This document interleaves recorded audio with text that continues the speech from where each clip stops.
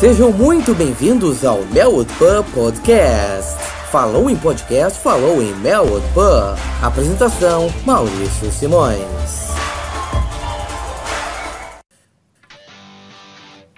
Welcome, lads! O Melwood Pub está de volta e está tocando de fundo, como você já sabe, Fields of Enfield Road em versão rock, porque é época de rock, bebê! E o Melwood Pub 17 vem com tudo! E vamos fazer aquele belíssimo debate. Já vou passar a bola para os nossos integrantes da mesa. Primeiro deles, o vice-capitão da porra toda, Cledi Cavalcante, de onde você fala? De Recife, eu sou Cledi Cavalcante e vamos aí, nunca caminhamos sozinho. Leandro Martins, de onde você fala? Fala galera, eu tô em Poços de Caldas, Minas Gerais, e é isso aí, você nunca caminhará sozinho. E o nosso convidado de hoje, grande parça desta comunidade, Lucas Chaves, o Consta, de onde você fala? Seja muito bem-vindo ao Melwood Pub. Obrigado, Maurício, obrigado galera dos reinos longínquos da cidade de Barra Mansa, no estado do Rio de Janeiro. Estou constando neste programa maravilhoso. Programa maravilhoso! Melwood Pub que hoje vai dedicar esta edição ao lateral esquerdo Fábio Aurélio, que marcou sua história dentro do Liverpool Football Club Athletic and Grounds. E o programa de hoje vai falar sobre algumas das últimas partidas e o assunto que não tira o sono do torcedor, que é a defesa. E vamos tocar o barco. Momento da temporada. Vamos abrir então com aquela pincelada básica a respeito dos jogos que aconteceram nos últimos dias. Sobre o jogo contra o Burnley, eu não sou a pessoa mais capacitada para falar, pois não assisti a partida. Por isso peço que Leandro Martins dê aquela famosa pincelada sobre um resumo do que foi Liverpool 1, Burnley 1. Bem, o jogo de Liverpool e Burnley poderia ter saído um pouco melhor. A gente sabe que o Liverpool cria muitas chances, o Liverpool tem em média muito mais chutes do que o adversário. E nesse jogo, em especial contra o Burnley, a gente teve um pequeno problema nisso. O Burnley mal criou, achou um gol. O Liverpool criou e não encontrou. E foi algo que se tornou recorrente, né? Algo que vem acontecendo. Não necessariamente em todos os jogos, mas a gente tem criado muito e a gente não tem conseguido fazer com tanta efetividade. Nesse caso da partida contra o Burnley, a gente tomou o gol aos 27 minutos com o Arfield. O Arfield fazendo gol em Enfield. É até irônico. E aos 30 a gente já empatou com o Salah. Então o Liverpool não teve aqueles 15, 20 minutos que poderia ter para ficar um pouco abalado, para sentir o gol, porque o gol veio muito rápido. Só que fizemos o gol aos 30 minutos e não conseguimos fazer o segundo. Tivemos várias oportunidades, mas a gente não conseguiu chegar lá. E foi um momento que a gente começou a partida até com o Sturridge. Então a gente tinha ali no ataque o Firmino, o Sturridge e o Salah. Então a gente tinha um ataque mais pra frente e de jogadores que gostam de chutar o tempo todo. E isso aconteceu. Assim, mais uma vez o Salah mostrou que ele realmente chuta. E as nossas finalizações, a maioria das nossas finalizações nesta temporada tem sido pelos pés dele. E só tem um detalhe, que ele também perde muitos gols. A gente perde muitos gols. E eu vou puxar aqui também com você, Maurício, sobre a defesa. Porque parece que não importa a competição, e isso vale também para os amigos de bancada, não importa a competição, a gente toma os mesmos gols. Não importa a competição, não importa a equipe. Parece que isso é realmente, assim, cada dia mais, como a gente tanto fala aqui, cada dia mais é posicionamento. E na partida contra o Burnley, a gente terminou o jogo com 1-1.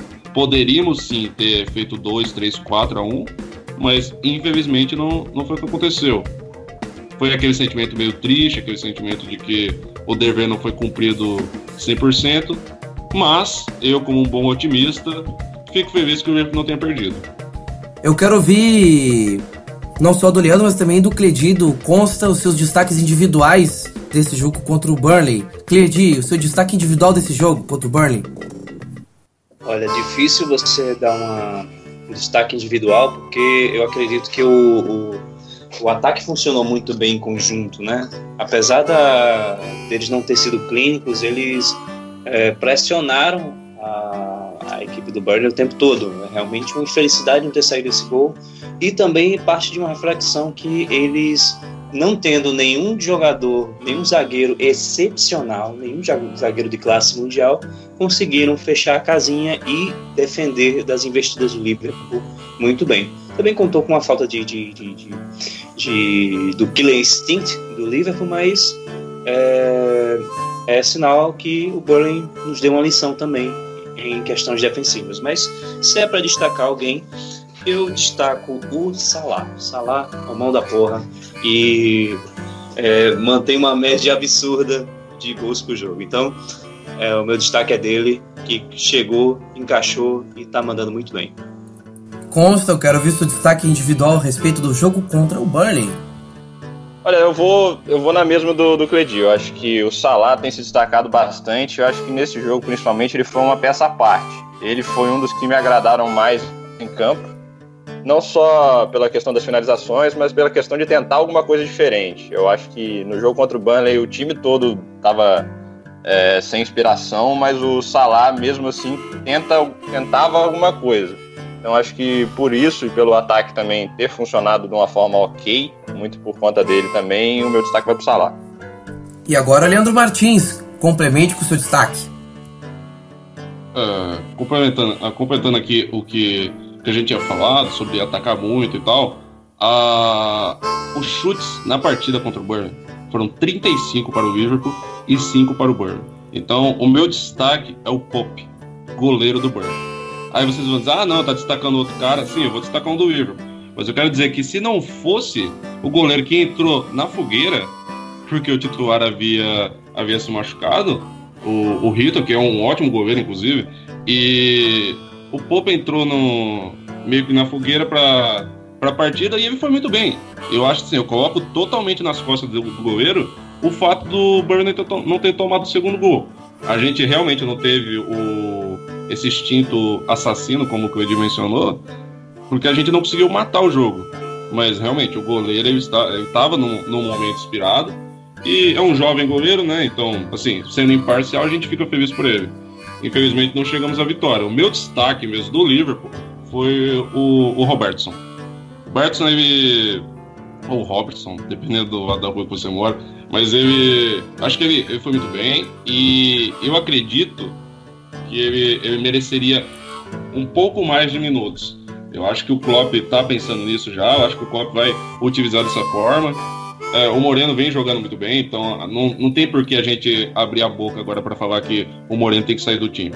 Então o Robertson está jogando muito bem, o Moreno está jogando muito bem, então acho que a gente só tem a ganhar. Mas, acrescentando aqui o que a gente já falou outras vezes, a lateral aparenta não ser mais um problema no Liverpool. De fato. Agora sim, passando para falar do segundo jogo que aconteceu nos últimos dias. Leicester City e Liverpool pela Carabao Cup, mais conhecida como a Copa da Liga Inglesa. Foi aquele jogo, praticamente no primeiro tempo falando, de ataque contra a defesa.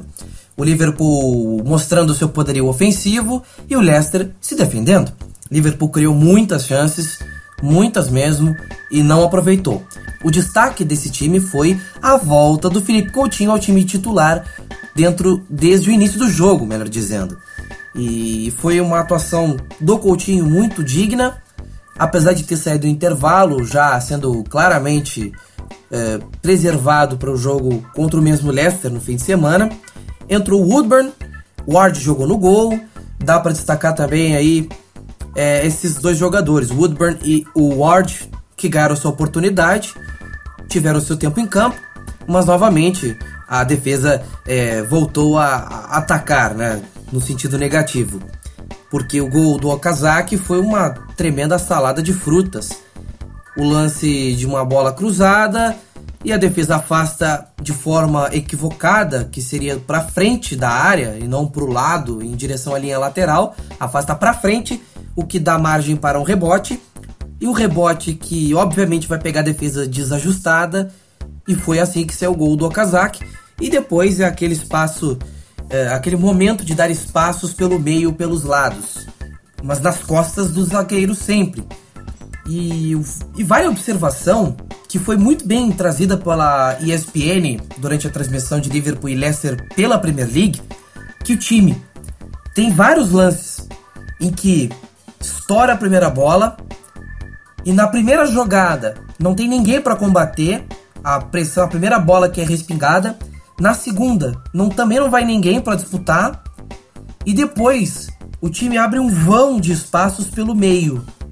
Sempre o time dá espaços, seja pelos lados, com o time totalmente desajustado, ou seja pelo meio. Mas isso a gente vai ampliar mais pra frente, porque depois tomamos o segundo gol do Vardy, como já era de se esperar, e o time foi eliminado da Copa da Liga, uma eliminação que já pega todo mundo de calça curta, já deixou a pressão a 1000 por hora, mas eu quero ouvir os destaques individuais, ou o destaque individual do nosso querido amigo Cledir Cavalcante. Senhores, esse jogo não dá pra julgar muito, né?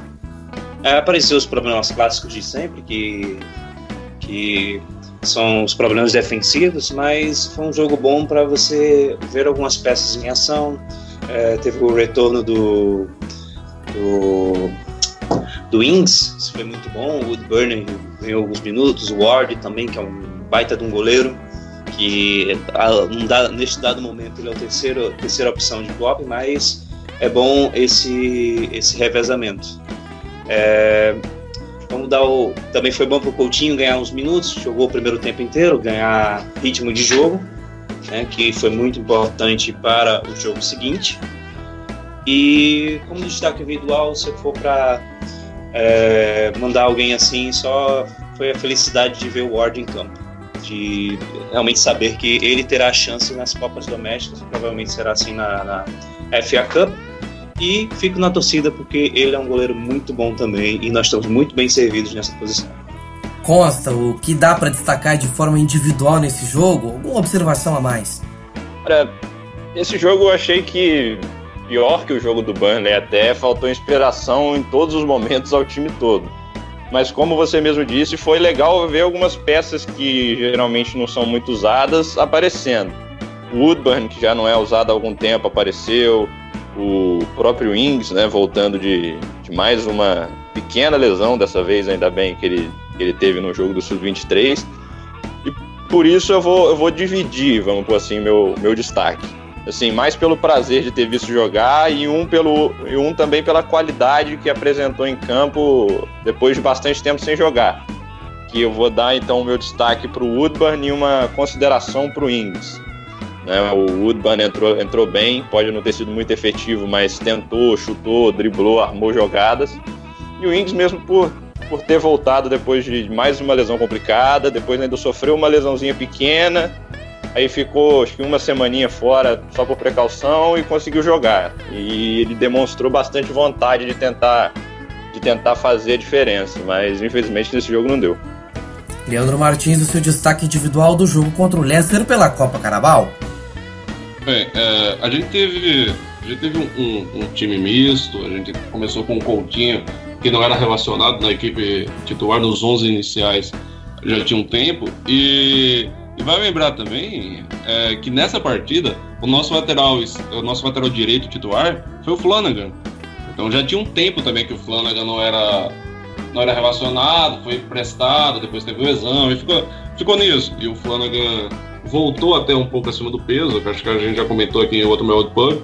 E nesse caso o Flanagan jogou e assim, ele não comprometeu 100%, mas também a gente não vai dizer que ele foi ótimo na partida, porque é natural, ele estava muito tempo sem jogar, muito tempo fora. E o meu destaque mesmo é em poder ver o Ward no gol. Eu tô com o Cledir, eu acho que isso era uma coisa que eu queria muito, porque o Klopp havia falado na pré-temporada que ele ia dar oportunidade para os 3 goleiros durante a temporada. Acho que o fato da gente ter sido eliminado da Carabao é mais por isso. Eu fico um pouco triste pelo Ward.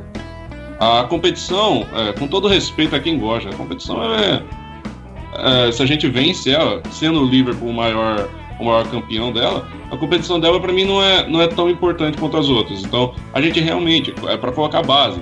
Na FA Cup eu acho que é isso também. Você coloca os jogadores mais jovens, você monta um time que possa ser competitivo e vai seguindo em frente, porque a gente tem Champions League. Então, independente de qualquer coisa, a gente tem elenco. Então se tem elenco, tem que usar. Não adianta eu colocar todos os jogadores numa partida pela Carabao e de repente perder eles na Premier League. Porque assim que o Coutinho foi substituído no intervalo, já tinha gente querendo a cabeça do Klopp. Como assim, velho? Você tem que entender, o cara tava vindo sem ritmo. Até na seleção brasileira ele entrou um pouco e pronto. Não é uma coisa tipo, você vai jogar os 90 minutos sempre. Ele conseguiu jogar pela Premier League, e você para pra pensar, ele descansou na Copa, então talvez fez sentido, né? Então se você parar pra pensar, se ele joga o tempo todo na Copa, talvez ele não jogasse o tempo todo na Premier League. E ele foi o melhor em campo pela Premier League. Então, uma coisa a se pensar, tem que analisar os fatos também. Acho que o meu destaque é o Ward e espero muito vê-lo novamente. Eu fiquei feliz pelo Ings ter voltado, fiquei feliz por ver o Solanke jogando. É um jogador que me agrada bastante. Eu acho que tem muito a acrescentar no Liverpool, ainda tem que evoluir. E eu quero ver mais desses jogadores com os jogadores principais. Sim, eu não acredito que a gente vai ver o Ward na Premier League, não acredito que a gente vai ver o Ward na Champions, mas eu gostaria de ver isso. Bem lembrado, bem lembrado. Meu destaque individual para esse jogo é o Felipe Coutinho. Fez uma partida ok, muito boa partida, jogou bem durante o primeiro tempo. Acho que vale a menção honrosa ao Robertson, que fez uma partida muito interessante contra o Leicester. Fez realmente uma partida muito interessante. A outra menção honrosa vai para Solanke, também para o Ward e também para o Ings. E por que não para o Woodman? São jogadores que entraram durante o jogo ou começaram, dependendo do caso, mas que valem sim a menção por terem tido um pouquinho de tempo em campo. Sobre o jogo contra o Leicester City pela Premier League, foi aquele jogo do placar bailarino. Quase não deu de comemorar direito os gols, mas o Liverpool fez uma partida muito boa no primeiro tempo, voltando a botar o pau na mesa, como se diz, né? Fez 2-0 com o Salah, com uma bola espetacular do Coutinho, e o segundo gol do Coutinho de falta, uma partida magistral do Coutinho no primeiro tempo. E aí aconteceu o gol do Leicester no finalzinho, e foi um lance no mínimo discutível, o Okazaki obstruindo o Mignolet, que não teve a menor condição de sair direito da bola. É óbvio que ele saiu errado, porque sendo obstruído, quem vai pegar impulso para saltar e tirar a bola? No segundo tempo, fizemos um gol em um momento que já estava ficando bem tensa a partida para o Liverpool, porque o jogo estava ficando à feição do que o Leicester queria, um jogo mais truncado, um jogo mais duro, com a bola pingando muito mais, ela rolando muito menos, mas o Liverpool conseguiu usar da sua força ofensiva, do seu contra-ataque, para fazer o terceiro gol com o Henderson. E no lance seguinte, teve o gol do Vardy, mais uma vez uma falha defensiva, de, por exemplo, jogadores saírem em bloco e esquecerem que também o individual precisa marcar. Tem jogadores que estão sozinhos, 2 foram na bola e não tinha ninguém no Vardy, ele fez o gol. E ainda teve o pênalti que o Mignolet cometeu, que dá para discutir esse pênalti, porque o Mignolet tocou na bola primeiro, apesar de ter acertado o jogador, ele saiu e tocou na bola. É um lance discutível. Aí o Mignolet pegou o pênalti, salvou a própria pele. O árbitro fez de tudo para garfar o Liverpool, garfou, mas não fez o suficiente para nos tirar a vitória. E também teve um momento em que o árbitro garfou o Leicester, por que não? Um cruzamento do Demarai Gray, a bola bateu no braço do Emre Can, mas para quem já tinha feito 1, 2, 3, 4 erros, 1 a mais, 1 a menos, não fez a menor diferença. E mostra a necessidade do árbitro de vídeo, do recurso do árbitro de vídeo, porque esse tipo de erro afeta muitas vezes diretamente o resultado, e não só o resultado, mas afeta também o ânimo de quem assiste, de quem está em campo. Sim, de maneira geral afeta o campeonato, né? Com certeza. Porque se você começa a errar, você vai tirando pontos aqui, pontos ali, aí no final, quando você somar todos os erros e for contabilizar de uma maneira correta, aí você acaba percebendo que o cara que está em segundo, ele deveria estar em primeiro, ou talvez o cara que está em quarto deveria estar em segundo. Exatamente, é complicado. Quer falar, Cledi? Isso é bom levantarmos essa discussão sobre o árbitro de vídeo, sabe? Especialmente porque alguns testes já foram feitos, então dá para pensar na utilização disso de fato, porque às vezes são pequenos erros, coisas assim, até não vou falar nem da intenção do árbitro de atrapalhar o andamento do jogo, mas alguns erros podem custar uma temporada. Um grande planejamento de longo prazo, até você estruturar, você gastar dinheiro nesse processo, sim, e você vê todo o seu trabalho a perder por erros que poderiam ter sido evitados. Que já que existe a tecnologia, já que ela foi testada, claro que ela precisa ser aprimorada, mas é algo que está aí, algo que dá para ser usado, assim como a tecnologia da trave, de identificar se a bola realmente entrou ou não. Isso já foi um grande avanço, já impediu muita coisa, mas tem certos lances que realmente poderiam ser evitados, tanto a favor do Liverpool quanto do Liverpool. Isso não tem nada a ver com clubismo, não. Porque realmente isso tira um pouco da graça do espetáculo, pelo menos para mim. Eu acredito que os amigos aqui concordem também, porque é difícil, cara, você vê que seu time está jogando bem, seu time está buscando a vitória, consegue os gols e toma alguns gols e toma uma pressão desnecessária por um lance que, se fosse visto pelo menos mais uma vez, o árbitro poderia ter pensado diferente. Foi uma partida assim muito triste para o árbitro, sabe? Ele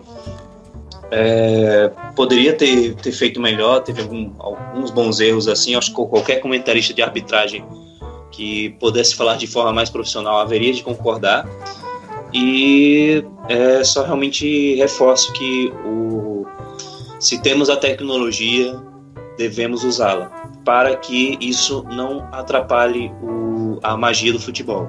E se a magia do futebol para alguns for realmente os erros, então eu não acho que eles considerem que o futebol é um jogo justo, mas eu acredito que o árbitro de vídeo evitaria muitos problemas como tiveram no jogo contra o Leicester e também alguns jogos anteriores, e também falando de campeonato mesmo. Acho que tem alguns, com certeza deve ter torcedores de outros times a se queixar de intervenções desnecessárias da arbitragem.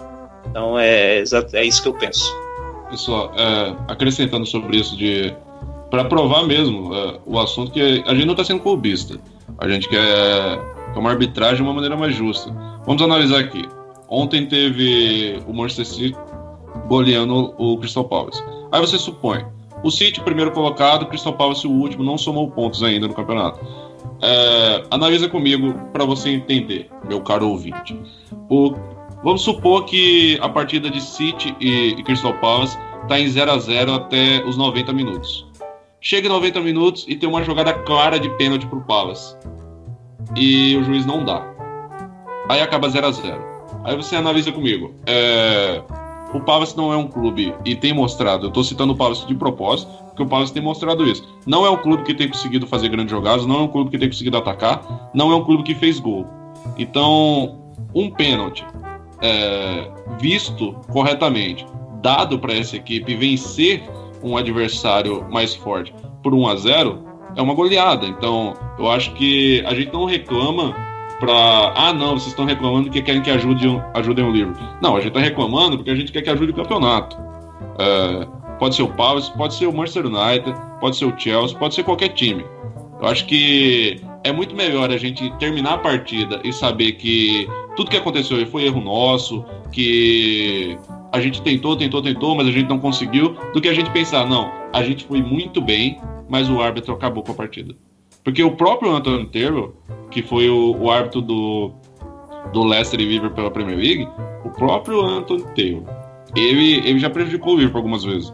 Então, o fato de errar é algo cada vez mais comum na Premier League. E você não tem como abrir a boca para falar, nós temos o maior campeonato do mundo, sendo que temporada após temporada a arbitragem começa a se mostrar um pouco mais fraca, um pouco mais superior. Então a gente vai chegar até onde? Eu acho que é como o Cleide falou, se você tem a tecnologia, eu não vejo por que não usar. Sim, porque é aquilo, inventa de colocar um árbitro aqui, um árbitro ali, um árbitro aqui e outro lá, e vai enchendo de árbitro. Assim, se você coloca um recurso de vídeo, se tem muita choradeira, coloca alguma regra do tipo, só pode visualizar uma vez no primeiro tempo, uma vez no segundo. Pronto. Aí já ajuda pra caramba, aí você já elimina muita coisa, elimina muito erro, elimina muita dúvida. Sim. Você tem alguma coisa a acrescentar a respeito dessas afirmações todas, a respeito do árbitro de vídeo, problemas de arbitragem na Premier League? Eu tenho sim. Primeiro só afirmar aqui que eu concordo tanto com o Cleidi quanto com o Lê. Infelizmente os erros estão aumentando na Premier League, né, se a gente for considerar assim. Eu sempre vi, desde que eu comecei a acompanhar a Premier League, que a arbitragem era melhor que nos outros campeonatos que eu via, por exemplo, no italiano, no Campeonato Brasileiro, mas infelizmente a quantidade de erros tem aumentado. Eu só vou discordar aí num ponto que acho que você falou, da questão do pênalti do Mignolet. Eu acho que nessa daí a arbitragem não errou não, mas de qualquer forma a culpa não foi do goleiro, porque o recuo ali foi muito mal feito, né? Mas isso é assunto para outra hora. Quanto a questão do Emre Can, a questão do Okazaki, aí você começa a perceber não só os erros, mas como a não capacidade, vamos por assim. Lógico, o árbitro não é um robô para saber o que está acontecendo o tempo todo em todos os lugares, mas a incapacidade da equipe de arbitragem observar todos os detalhes. E como o Cleide falou, se a tecnologia do árbitro de vídeo está aí, é para ser usada, entendeu? Se foi desenvolvida, se foi testada, tem que ser usada. E a ideia do Lê também é interessante, para não ficar um negócio chato, ter que parar o jogo toda hora para ver replay, faz igual no tênis. No tênis, por exemplo, para quem não acompanha, a cada set você tem direito a 3 desafios, entendeu? Então você faz algum tipo de desafio. No futebol americano também tem essa questão de desafio. Então você, para não exagerar, inventa uma regra, mas tem que ser usada a tecnologia, porque fica difícil para os árbitros acompanharem o que está acontecendo nos 4 cantos do campo com 22 jogadores. Sem dúvida. E agora eu quero ouvir os destaques individuais dos vossos amigos dentro dessa partida entre Leicester e Liverpool pela Premier League. Cleide Cavalcante, quem você destaca de forma individual nesta partida? Cara, nesse segundo jogo, qualquer outro nome que eu não diga além do Coutinho seria uma injustiça até, porque o time jogou bem de uma maneira geral, algumas ressalvas sobre a defesa, mas Coutinho só faltou fazer chover, né? Você vê que isso é fruto de um processo em que ele vai voltando aos poucos, em que ele não se tem pressa para fazê-lo voltar a jogar e jogar bem. Porque aí você vê que o esforço que foi feito, ter sido poupado em alguns jogos, ele ter não participado de partidas inteiras nos outros, né? E ele ter entrado num time no jogo passado, onde claramente só iriam jogar os reservas, assim, pouquíssimos titulares, mas jogou 45 minutos. Isso tudo era um processo que culminou na partida, desta partida contra o Leicester, desta vitória em que ele fez um golaço, de uma das características que ele desenvolveu aqui no Liverpool, que foi a cobrança de falta, e uma assistência muito, muito boa para o gol do Salah. Realmente foi um gol na cabeça.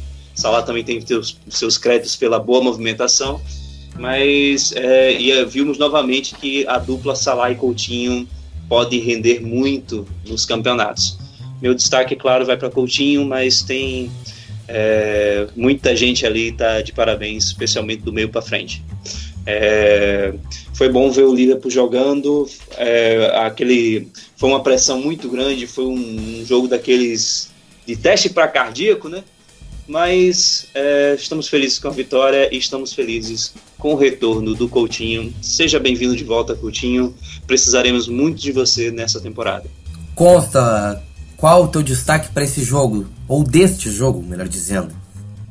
Eu não tem como fugir do nome do Coutinho, né? Vou só também dar uma consideração para o Henderson, porque eu achei que defensivamente, também ofensivamente com o gol ele foi muito bem, mas não tem como fugir da questão do Coutinho. Isso mostra também a prontidão dele em voltar e tentar entrar em forma o mais rápido possível, mostra também a capacidade do Klopp em enxergar o momento no qual colocar o jogador de volta, porque muita gente criticou ele não ter sido colocado antes, mas isso mostra que quando você trabalha direitinho, tanto o jogador quanto o treinador, você consegue tirar o melhor de todo mundo.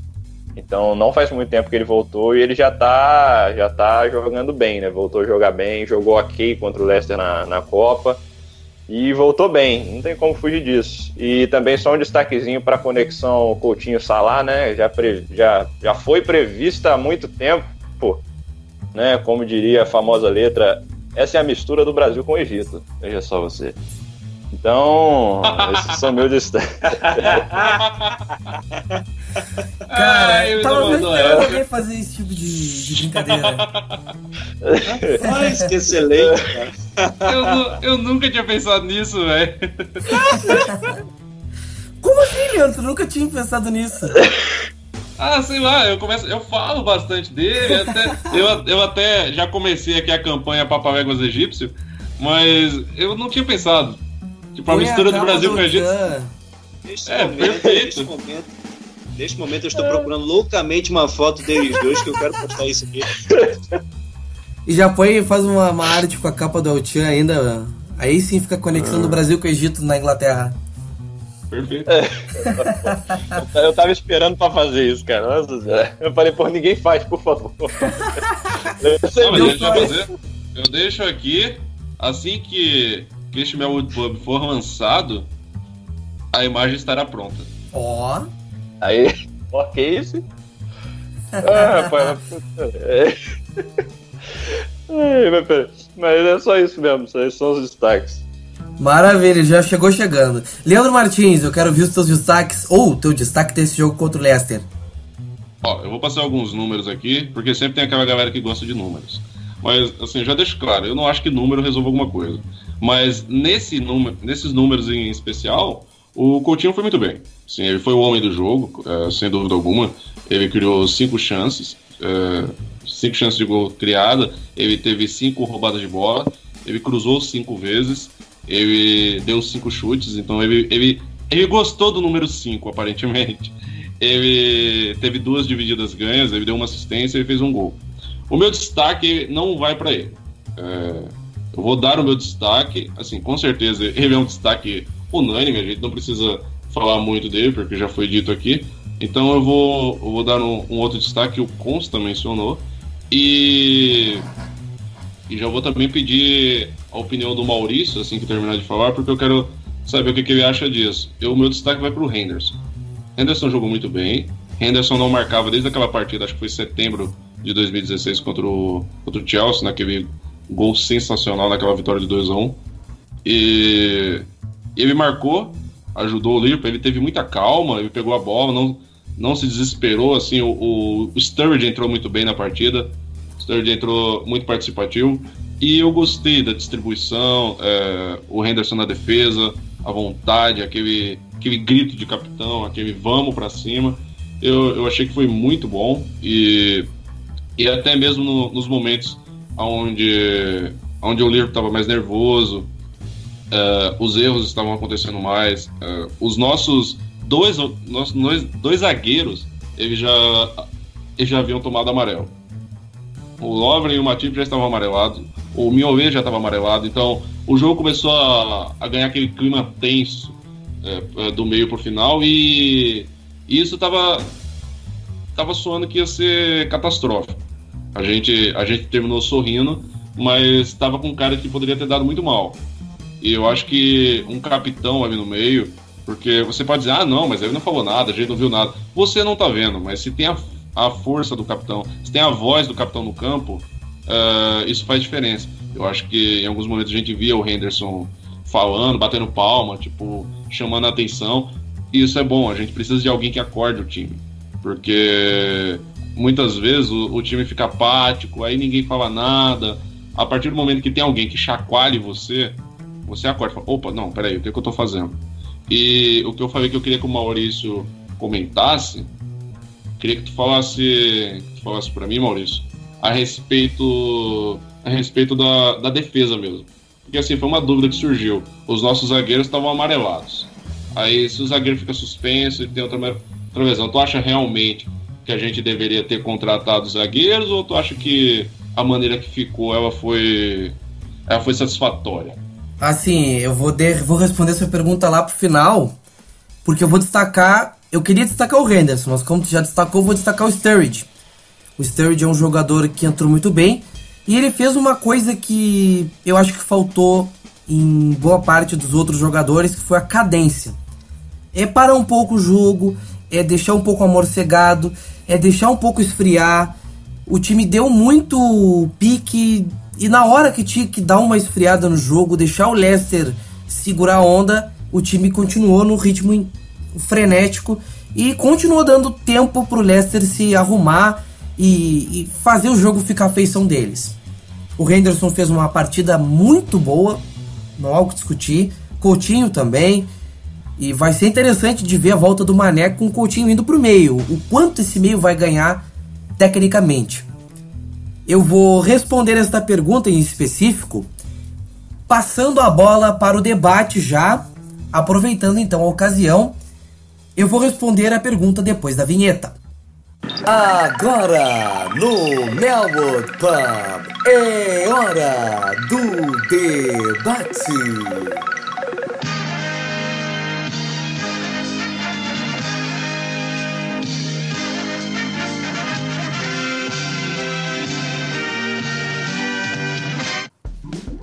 Então, vamos já abrir o debate da defesa, porque é importante já começar com esse assunto de contratamos ou não contratamos. Assim, de início, realmente a necessidade de um zagueiro ser contratado, ela era, se não a número 1, ela estava no top 3 de necessidades do clube na janela. É claro que você vai acompanhando à medida que a janela passa. O clube só se interessou efetivamente por um zagueiro, que a nível seria titular, que seria o Virgil van Dijk. Esse jogador seria muito importante, não veio.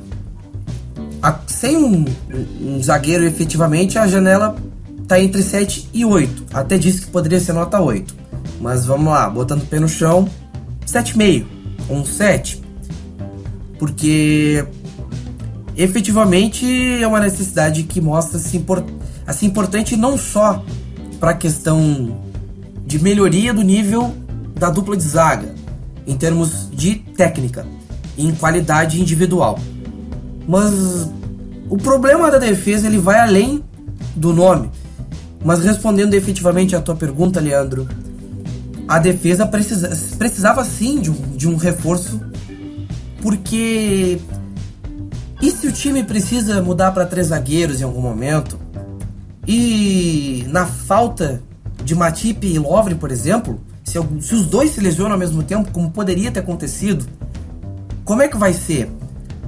Foi talvez o asterisco que tenha deixado a janela sem ser a perfeição que se desenhava até o dia 30 ou 31, por exemplo. O zagueiro sim era necessário ser contratado. Mas não era questão de dizer assim, o zagueiro vai resolver tudo. Não ia resolver tudo. Ia ajudar. Porque o individual também ajuda, mas não é tudo. E o exemplo principal do individual não é tudo, o City contratou Stones e Otamendi na última temporada, eles foram motivo de sarro. Mas aí, esta temporada, o sistema está diferente. O Guardiola trouxe à tona o 3 zagueiros, o esquema de 3 zagueiros lá no City, e deu certo. E Stones e Otamendi estão seguros dentro do esquema que foi montado. Resta saber se falta mudar o sistema do Liverpool, não do ponto de vista de posicionamento, mas o esquema em si para ajudar o posicionamento, ou treinar mais o posicionamento na linha de 4 para não ser tão vulnerável. A linha de 3 zagueiros seria interessante para o esquema do Liverpool, para que se liberassem os 2 laterais para atacar e que os volantes fizessem sua cobertura nos momentos de ataque e que a defesa com 3 zagueiros ficasse como uma opção um pouco mais segura. Mas observando talvez a falta de segurança individualmente falando de alguns nomes da nossa defesa, isso seria um pouco mais arriscado. Mas a contratação de um zagueiro ela se fazia muito necessária, não só para fator de elenco, mas também para ter uma companhia individualmente falando, no ponto de vista técnico, que desse um maior suporte de noção de posicionamento de jogo, coisa que, por exemplo, o Carragher tinha muito esse espírito. E talvez... Mas nisso, Maurício, oi. Tu acha que tem que ser um zagueiro world class? Porque o que a gente vê muito da reclamação assim, da grande massa que pede um defensor pro Liverpool, eles querem que sejam o melhor zagueiro do mundo. Tu acha que qualidade é o problema? Não necessariamente. Porque tu trazendo um zagueiro que é eficiente, não precisa ter nome, mas que seja eficiente, vai dar conta do recado. Ora bolas, tu tem um Gary Cahill, que é um jeca, ele tá longe de ser o melhor zagueiro do mundo. Muito longe. Mas ele tá num time onde o sistema funciona. E ele é eficiente. Os Stones e o Otamendi também estão longe de ser os melhores zagueiros do mundo. Mas eles estão num lugar onde o sistema defensivo funciona como um todo. Aí você vai, por exemplo, pegar, sei lá, o Barcelona. Piqué, por mais que tenha Piqué e Mascherano e que individualmente eles sejam 2 dos melhores zagueiros do mundo, Piqué pode ser até considerado o melhor zagueiro do mundo, a defesa do Barcelona não é nenhuma maravilha. Pelo menos não era. Pega o Bayern de Munique. Eles têm Boateng e Hummels. A zaga da melhor seleção do mundo. Para muitos, a Alemanha. Zaga titular da Alemanha. E o Bayern tem problemas defensivos. Não é um time totalmente seguro. Aí você vai dizer, nome importa? Usando esses exemplos, tem que ser eficiente. Não interessa se é o Hummels ou se é o Joãozinho que joga no 15 de Piracicaba. Se o cara for eficiente e bom jogador, ele vai evoluir. Se ele vem de um time de baixo, ele tem tudo para evoluir. Não tem porquê ter esse preconceito com um jogador que vem de baixo. O Robertson é um exemplo. Exatamente, o Robertson veio de lá. Tinha gente que tava bradando contra a contratação dele, dizendo que ele é ruim, que ele é isso, que ele é aquilo. Ele chegou no Liverpool e tá jogando muito bem. Muito bem. Então eu acho uma besteira desse assim, sem tamanho. Porque o maior artilheiro que o Liverpool conhece, que é o Ian Rush, ele veio de um time pequeno do país de Gales. Isso não tem cabimento. Portanto, zagueiro não precisa ser obrigatoriamente um cara de nome. Tanto faz se seja de nome ou não seja de nome, desde que seja eficiente, desde que tenha qualidade a acrescentar no grupo. Tendo isso, eu não vejo problema. Pode ser um zagueiro de 15 milhões de libras ou pode ser um zagueiro de 50 milhões de libras.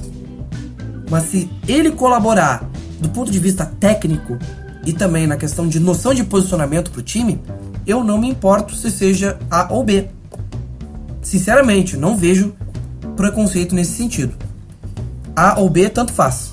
Ô Maurício, só para complementar aqui, eu acho até importante a gente deixar claro em certos pontos, uma coisa que a gente fala muito aqui, em nenhum momento a gente negou que um zagueiro a mais nesse elenco seria interessante, especialmente se você vai para o mercado, você contrata um de qualidade, que realmente possa brigar e assumir uma titularidade. Isso aí a gente nunca negou, Você pode ouvir os outros Melwood Pubs quantas vezes você quiser, que a gente não está dizendo isso. A questão, que o problema é o posicionamento defensivo. O que é posicionamento defensivo? Todo mundo está no lugar certo.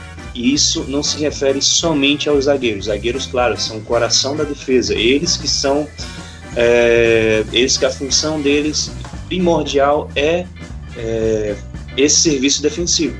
Mas você precisa da ajuda do time. Da mesma forma que o ataque, quando ele joga juntos com o meio campo, ele fica mais articulado, ele fica mais eficiente.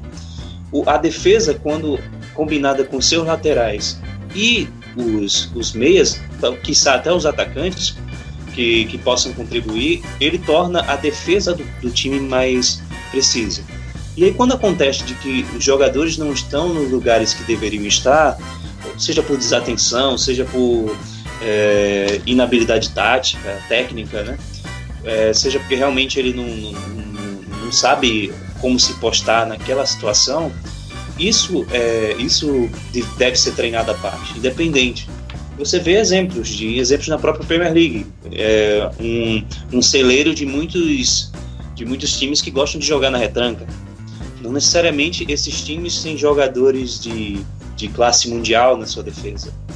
Longe disso, às vezes são zagueiros bem modestos, zagueiros grandes, carrancudos, né, lentos até, mas eles têm a ajuda dos volantes, têm a ajuda dos laterais, e eles conseguem fechar os espaços, obrigando muitas vezes ao time até chutar de longe, chutar com o pé mais fraco, né, que ele vai marcando o pé que o jogador normalmente tem aquela habilidade inata de chutar bem, faz ele puxar com o pé mais fraco, faz ele chutar de longe, não deixa ele chegar e fazer uma jogada dentro da área. Na bola aérea, por ter jogadores bem postados, assim, marcando, não deixando os jogadores livres, eles também conseguem tirar a bola sem muito problema. Isso é posicionamento defensivo. Todo mundo saber onde está quando a bola não está conosco, né? Esse é o problema. E mesmo que nossa defesa tivesse um Nesta e um Maldini, se o posicionamento defensivo não ajudar, não tem jogo, entendeu? É realmente esperar que o ataque faça mais gols, que o ataque funcione.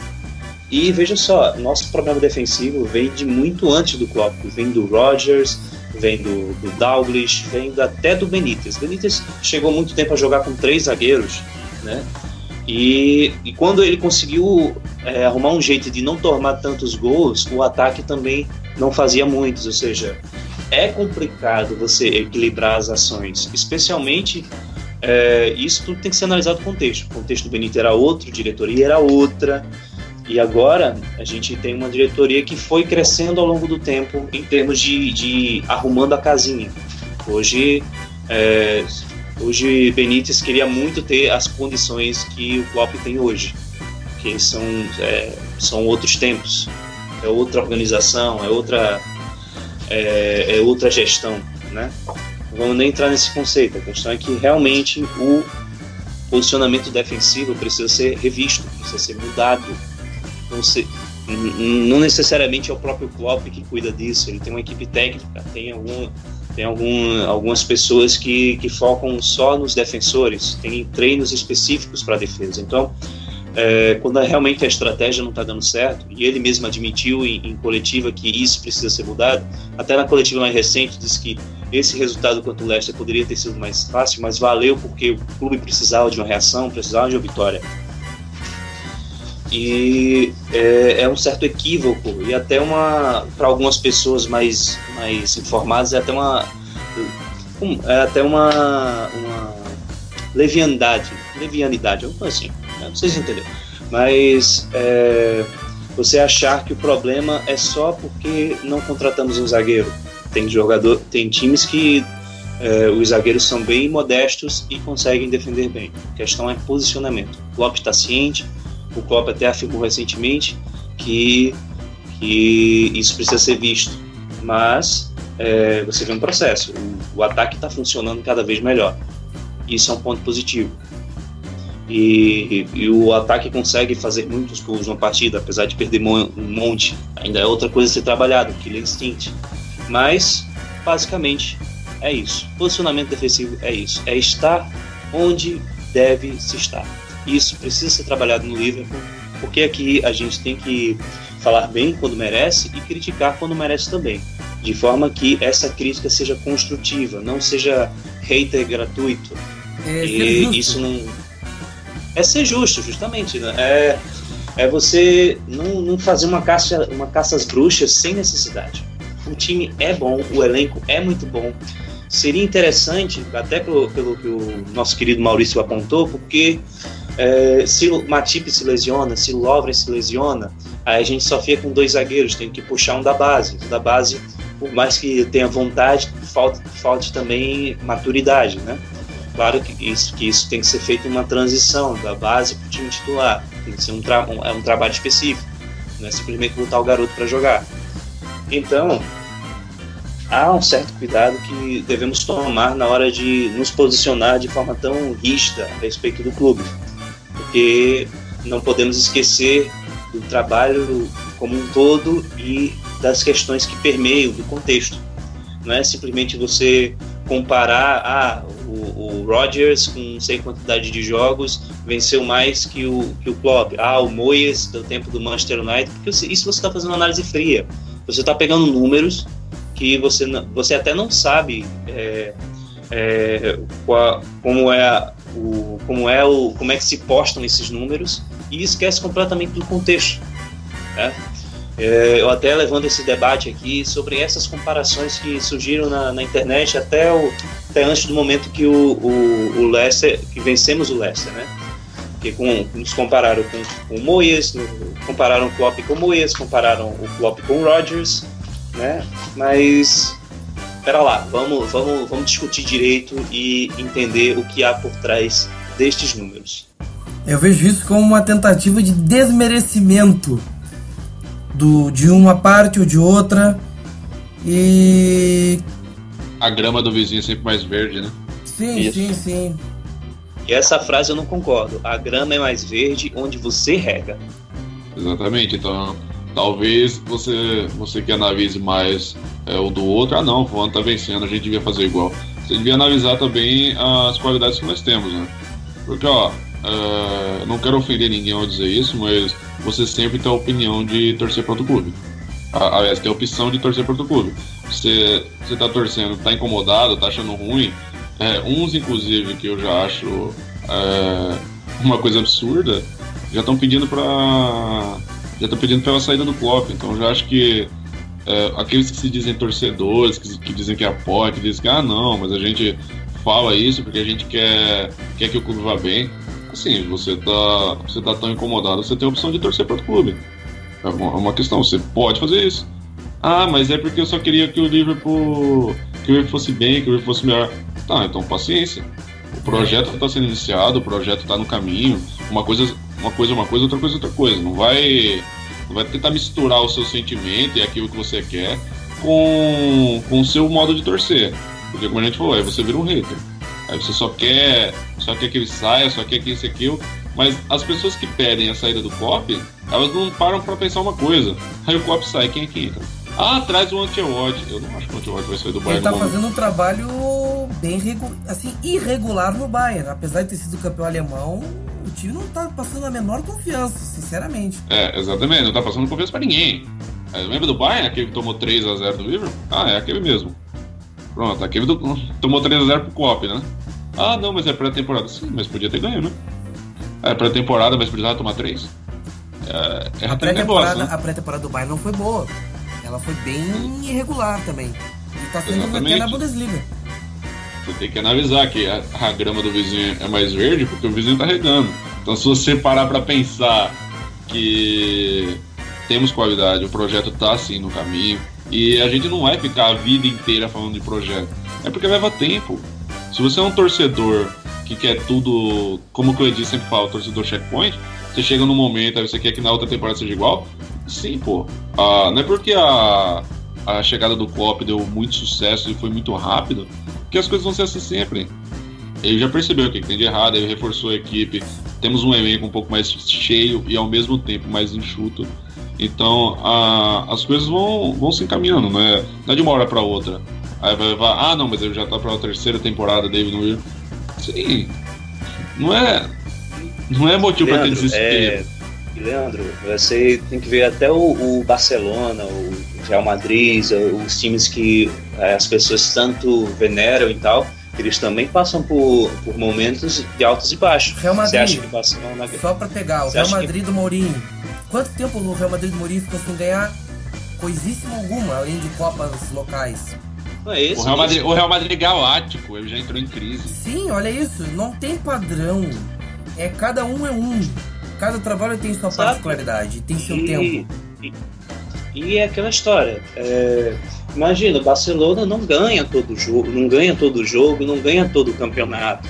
Real Madrid não ganha todo o campeonato. Bayern de Munique não ganha toda a Champions League. Tudo é processo, tudo é altos e baixos. O clube vive disso. Não adianta você cobrar que o Liverpool seja pentacampeão da Premier League seguido. Mas você vê que do momento que o Klopp entrou até o momento atual, é notório uma crescente. Você não vê se você não quiser. Você está sendo leviano. Você não quer ver isso. Não é isso. Só primeiro, antes de eu dar a opinião sobre o assunto corrente, né, que já está numa parte do assunto que não é a que eu vou falar agora, mas eu achei que eu tinha que falar dessas duas coisas. Primeira coisa, eu acho que o Liverpool não funcionaria com o esquema de 3 zagueiros. Porque a saída de jogo tem que ser bem rápida. E quando você está defendendo com 3 zagueiros, principalmente com zagueiros como Matip e Lovren, que já são lentos, você precisaria de um zagueiro de velocidade. Um zagueiro que tem boa saída de bola e um zagueiro mais rápido. E aí você já precisaria de um zagueiro com bom posicionamento, rápido e com boa saída de bola, que aí já caem as opções. E também eu sou obrigado a concordar com o que foi dito aqui. Não precisa ser o zagueiro mais caro do mundo, o zagueiro com mais nome do mundo para resolver o problema. Por exemplo, o Matip. O Matip, lógico, tinha um status bom como bom zagueiro, mas assim, com questão de posicionamento, ele é o melhor zagueiro que a gente tem. E não era tido como um dos melhores zagueiros do mundo. Ele era tido apenas como bom zagueiro. Então isso já prova esse ponto. E outra coisa que eu acho que essas comparações que são feitas, como vocês têm dito aí, questão de a grama do vizinho é mais verde porque ele tá regando, eu vou puxar aqui uma coisa que eu tava lendo do Klopp essa madrugada, que o Borussia dele de 2011, antes dele ganhar, né, os títulos na Alemanha, tinha problemas defensivos. E a zaga foi se criando, foram contratados jogadores e tal, mas a base foi a zaga de 2011 que tinha problemas. Então, assim, por que não essa questão também pode estar acontecendo no Liverpool?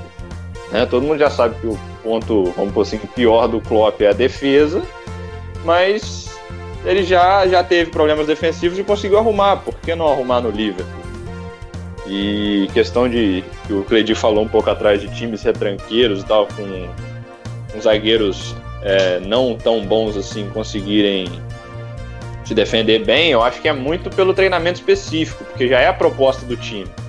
Entendeu? Eu não acho que a gente vai conseguir a mesma efetividade deles, porque nossa proposta de jogo não é se defender o jogo todo e tal, porque aí todo mundo já se especializa em defender.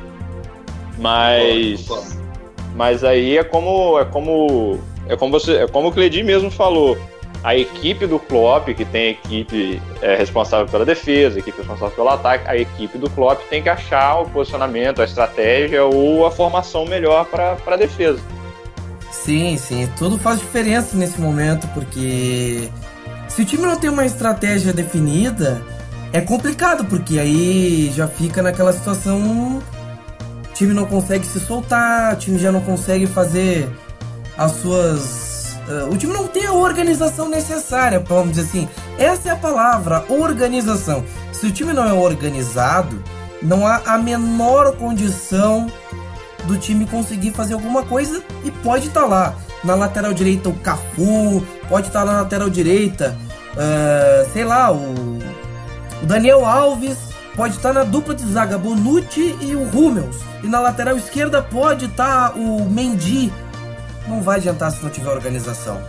Isso é típico.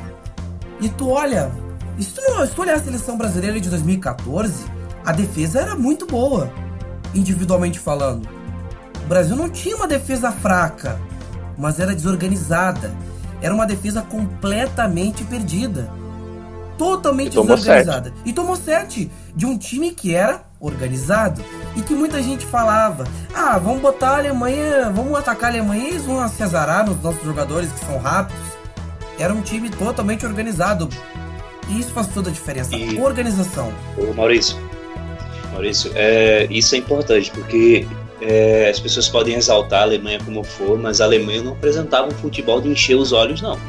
Nessa Copa do Mundo não era um time que jogava bonito, como era o Brasil, né, ousadia e alegria, mas eles faziam o certo, eles eram organizados, né? Isso define muito bem, e a organização foi a chave para eles ganharem Copa do Mundo e meter 7-1 no Joga Bonito. Eu acredito, mas aí que entra a questão, assim, uma questão um pouquinho maior da que a gente estava falando da defesa.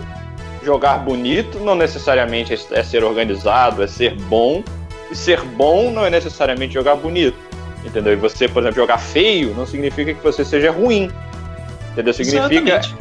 É aquela questão que a gente viu muito em alguns clubes, principalmente do futebol brasileiro esse ano, que é você aprender a jogar com as suas dificuldades, entendeu? Você aceita as suas dificuldades, trabalha elas, tenta achar uma forma de melhorar e joga em cima daquilo. Quando todo mundo ajuda na dificuldade e na hora da facilidade do time, do que o time sabe fazer melhor, todo mundo ajuda também. Aí que entra a força do grupo também. É esse o ponto, Consta, porque com certeza a Alemanha sabia das suas dificuldades e enalteceu suas qualidades. Foi o que a gente não viu no Brasil do Filipão, sabe? Era muita emoção, era muito, né? Parecia que porque estava jogando em casa ia vencer por estar jogando em casa. Era muita displicência, sabe? Justamente, Leandro, era muita displicência, sabe? E a Alemanha chegou com outra pegada, com outro estilo, não é?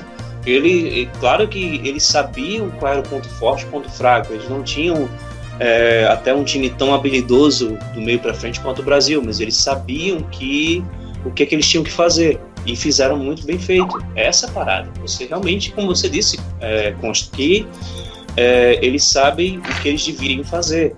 Eles sabem os pontos fortes e os pontos fracos e conseguiram trabalhar com isso. Nós também aqui, em contexto Liverpool, o Klopp, inclusive, tem a ciência do que é forte e do que é fraco. E a gente pode falar até de forma grossa, assim, o que é forte é o ataque e o que é ruim é a defesa, que é a ser melhorada a defesa. Então, existe realmente uma charada que o Klopp com certeza está quebrando a cabeça nesse exato momento, que é: como eu vou ajeitar essa defesa com as peças que eu tenho sem comprometer o desempenho do meu ataque? E isso nenhuma pessoa que está criticando aqui tem uma resposta para isso.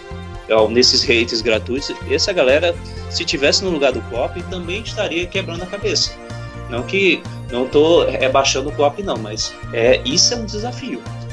Realmente um desafio. Ele conseguiu montar um time mega ofensivo, um time que joga para frente, um time que se impõe, um time que imprime seu ritmo na partida, mas ainda deixa brechas, deixa espaços para que o outro time também trabalhar.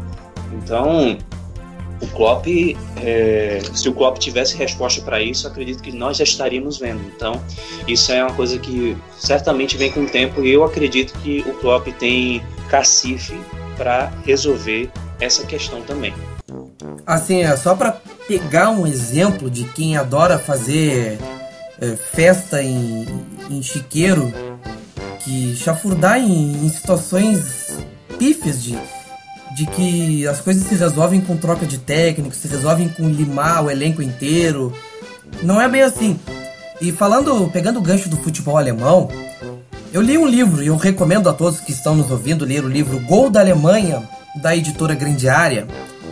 E é um livro que explica todos os pormenores do que motivou a mudança da Alemanha a se tornar o que é hoje. Porque o futebol alemão ele teve momentos lá nos anos 70, momentos de grandiosidade. A equipe que jogava com 3 zagueiros, um líbero, que era o Franz Beckenbauer. Passou-se o tempo, eles não se atualizaram, passaram a ficar pelo caminho, apesar de ter tido grandes momentos nos anos 90 lá, com o título da Copa de 90, com o título da Eurocopa em 96. Mas a Alemanha perdeu uma coisa: a cultura de futebol. A cultura. E é isso que faltava à Inglaterra. A cultura ser algo a ser feito desde a base. Algo que se perdeu desde a base. A cultura de futebol, quando ela é superada pelo dinheirismo, ou até pela arrogância, ou pela prepotência de achar que está tudo bem, é um tiro no pé. É uma coisa que não cabe. Porque o futebol ele é feito primeiro com a humildade de aceitar quando se está defasado, quando se precisa quebrar algumas barreiras que o conservadorismo faz na mentalidade, não necessariamente do torcedor, mas de quem comanda o futebol. E como se faz isso? Primeiro vendo o problema. O futebol alemão tinha um problema que era a cultura de futebol. Era a cultura de futebol. A seleção vinha tendo momentos bons e ruins. E tendo momentos terríveis, até com uma eliminação numa primeira fase de Eurocopa. E jogando mal. Mas aí o que eles fazem? Ressuscitam a cultura de futebol com um plano que vai da base até o profissional. Fazer as equipes se reestruturarem do ponto de vista de estrutura de base. E o que eles fizeram? Os clubes cada um deles tem que ter estrutura para promoção de jovens valores. A Inglaterra tem melhorado muito nesse sentido. O Liverpool é um exemplo. E tem gente que ironiza o projeto de Kirkby, o que é um absurdo, uma ignorância que não tem tamanho. A Alemanha voltou a ser o que era, e ser até mais do que, do ponto de vista de status e importância, porque a Alemanha começou a criar jogadores. E a criar jogadores de muita qualidade. Jogadores que sabem o valor que tem. E que sabem o valor... Rapidinho aqui. Diga. A Alemanha, ela venceu a Copa das Confederações com o Sub-20. Então pensem nisso. Bem lembrado. Pensem nisso. Uma seleção que deixou a equipe principal para jogar com o Sub-20 porque tinha certeza que o Sub-20 era capaz. E venceu o campeonato. Sim, sem dúvida. E o futebol alemão, ele... Cara, o futebol alemão, ele passou por mudanças. A cultura de futebol é tu inculcar desde a base a questão de formação, não só do ponto de vista futebolístico, de técnica, todas essas coisas de fundamentos, mas é levar junto com o torcedor essa necessidade, esse entendimento, esse estudo do futebol, esse conhecimento. Falta isso, a questão do planejamento, é montar uma estrutura, é criar uma condição para essa estrutura ter uma base e dessa base ter frutos. A Alemanha está tendo frutos, e já não é de agora. E a ida do Klinsmann para o Bayern de Munique em 2006, depois da saída dele da seleção alemã, quando ele deixou a seleção para o Joachim Löw, o Klinsmann foi para o Bayern, teve uma passagem curtíssima, mas ele deixou uma semente, a semente da inovação, a semente de que é preciso mudar, de que é preciso fazer diferente, é preciso trazer uma cultura nova, é preciso quebrar com essa cultura obsoleta, é preciso quebrar com essa cultura de que tá tudo ok, de que a gente sabe mais do que os outros, ou de que a gente sabe exatamente o que fazer. É ter a percepção de que tem outras opções no Prisma. Existem outros vieses no Prisma que tu pode seguir dentro do futebol para evoluir.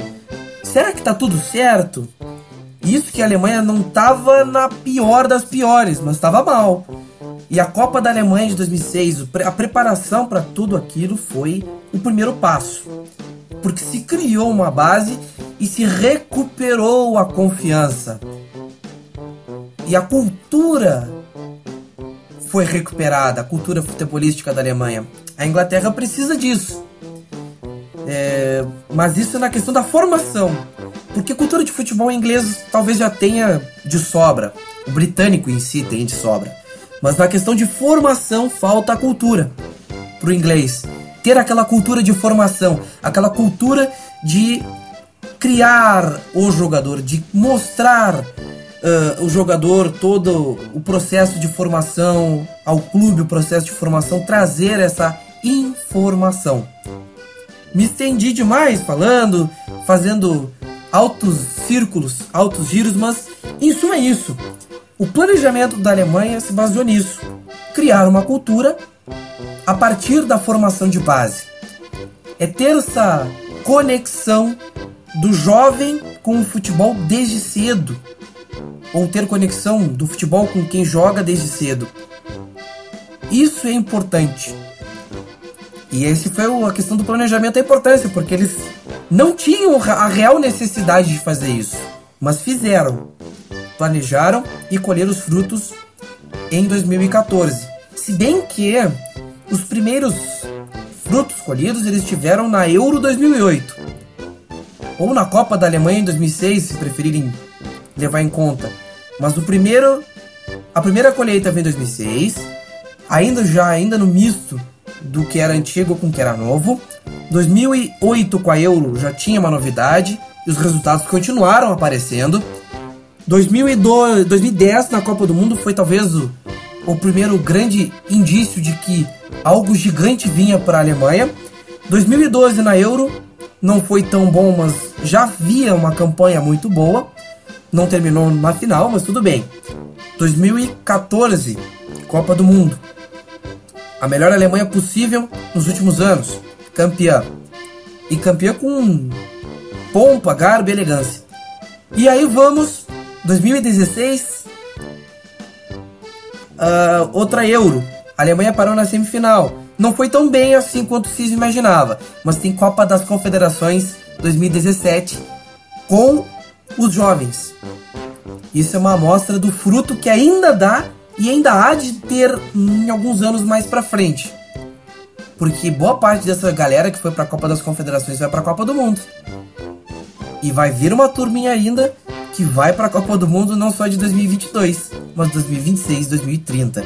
Então o planejamento ele é importante por isso. Porque você cria condições com o planejamento. O planejamento te dá a possibilidade de criar uma base, dessa base ter uma sustentação, dessa sustentação que seria a questão dos primeiros frutos. A partir desta sustentação você vai semeando mais em cima daquela sustentação.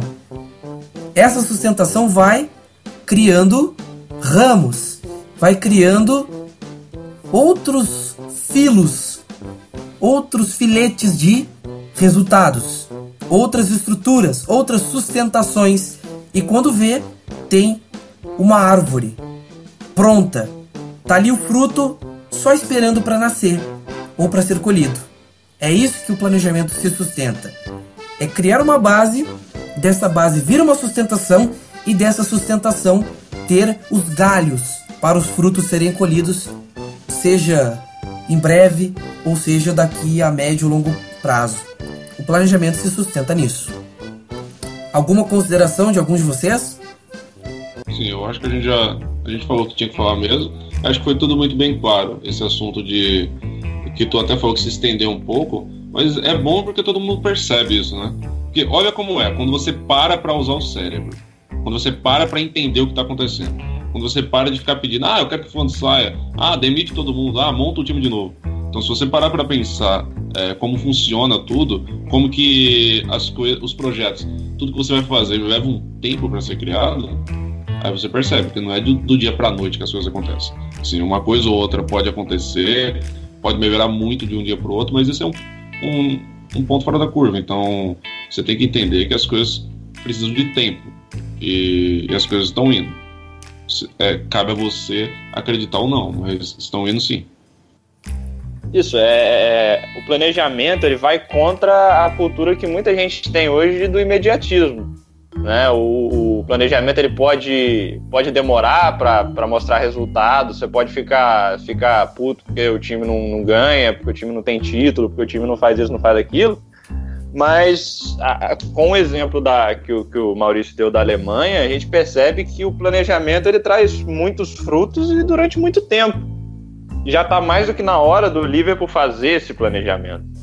Porque, para mim, desde o Douglas, desde o Hodgson, até o Benítez, de certa forma, os planejamentos foram feitos para curto prazo. Foram planejamentos assim, vamos fazer sucesso agora, vamos ganhar agora, entendeu? Pelo menos tentar para ver se a gente dá alegria à torcida. Mas, na realidade, o que tem que ser feito, pelo menos de vez em quando, é você parar e fazer um planejamento a longo prazo, porque você eventualmente vai ter que renovar o seu elenco, vai ter que renovar a sua formação, porque ninguém joga para sempre e não dá para ficar comprando todo jogador que você quiser. Entendeu? Você também precisa de uma parcela de criação do seu próprio time. Você precisa achar uma forma de manter o time rendendo por muito tempo, né? Só para finalizar aqui o ponto, o que muita gente acha que é condizente, na verdade é o contrário. Quanto mais imediato você monta o seu time e quanto mais imediato ele faz sucesso, a tendência é que menor seja o seu sucesso nos próximos anos e que mais rápido você seja demitido ou saia do clube. Porque imagina um treinador que monta um elenco... Isso. Porque você imagina um treinador que monta um elenco super poderoso, que ganha tudo em 1, 2, 3 temporadas, e aí na quarta já tem gente aposentando, já tem gente querendo sair, já tem gente sendo contratada por times maiores, e você não tem gente da base com capacidade para assumir, você não tem mais o dinheiro que você tinha, que você já gastou tudo nos jogadores, e você começa a fazer pouco sucesso e acaba que você vai ser ou demitido ou você vai pedir para sair. Entendeu? Vai sofrer muita pressão, e aí você vai passar um período de seca. Claro, eu só queria dizer que o primeiro passo dessa mudança que o futebol alemão passou foi a questão da mentalidade. Isso passa também pelos clubes ingleses ou até por questão do clube em si, do Liverpool. A primeira parte dessa sustentação de base é justamente a mudança de mentalidade, para que tu consiga ter essa sustentação, porque sem mentalidade mudar, a tua sustentação ela vai acabar sendo queimada na primeira situação de crise, por exemplo. Pega essa situação assim, de uma temporada, sei lá, sem títulos, por exemplo. E aí, uma temporada sem Champions League, sem títulos, sem nada. Isso dá aquele sinal de alerta vermelho e o pessoal já queima o projeto, já joga tudo fora, volta tudo do zero. Esse é o problema, entende? É esse tipo de coisa que poderia acontecer. Mas não, se a mentalidade tiver com a cabeça, se a mentalidade tiver ali mantida e as pessoas levarem a sério essa mentalidade, como a Alemanha fez, apesar de os resultados não estarem vindo, mas é estar predisposto a aceitar que tem que dar tempo ao tempo, a tendência é tudo dar certo lá pra frente. E aí vão me dizer, não, mas o Liverpool é isso, aquilo, não ganha isso, não ganha aquilo, há quanto tempo isso, há quanto tempo aquilo. Se a gente for se guiar por isso, a gente não vai fazer nada nunca. A gente vai ficar toda hora melindrado pelo passado. A gente tem que pensar no agora e no futuro. O agora a gente está semeando as sementes, a gente está assim, plantando as sementes agora, e lá na frente a gente vai colher os frutos dessa ideia nova. E eu quero ouvir do Cledi uma afirmação que sempre se fala, que essa mentalidade é pensar pequeno, que essa mentalidade de trabalhar a médio e longo prazo é a mentalidade pequena, que contratar jogador jovem ou jogador X ou Y e não visualizar o world class é pensar pequeno. O quão falácia é esse tipo de coisa? Rapaz, eu não consigo dizer exatamente o quão falácia é essas afirmações. Primeiro de tudo, é porque essas afirmações são baseadas em quê? Não sei.